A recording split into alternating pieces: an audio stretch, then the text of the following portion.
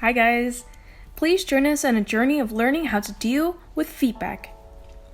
Have you ever been in a design team where you're giving feedback to each other and you just don't get along or don't understand each other and it starts feeling more like a debate than working together to solve the problem? We wanted to explore this topic and see what tips we would learn in order to deal with real-life feedback sessions, putting the focus on what we can do ourselves as an individual to make a feedback conversation run smoother. To learn more about the theory of feedback, we interviewed our coach Stefan, who is an expert in communication and education, and he gave us a super interesting model.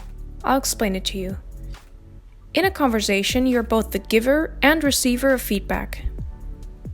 The feedback loop consists of the following steps.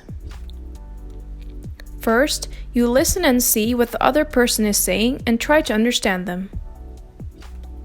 Then, you check internally how you feel, focusing on internal needs instead of the other person. Lastly, you make a request or a comment and try to formulate this positively. This model helped us gain an understanding of the different aspects of feedback.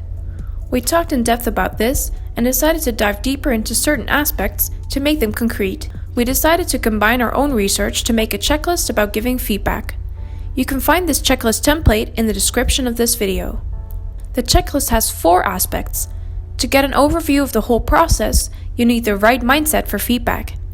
To gain knowledge on making a convincing request, we read a book about the theories of Cialdini and consulted a mediator who is an expert in conflict management. The first step of the feedback loop model, listening and seeing, is based on nonverbal communication. In verbal communication, the emphasis lies on how the feedback and comments are phrased. To internalize this checklist and practice giving feedback, we started by reviewing each other's work and research. We did several rounds of feedback sessions. As this video is a bit too short to show all these sessions, each of us wanted to share our main takeaways with you. What would you improve for the next feedback session about your design project? I want to create a positive space. I want to ask questions to understand the other person and give them space to talk and don't interrupt them.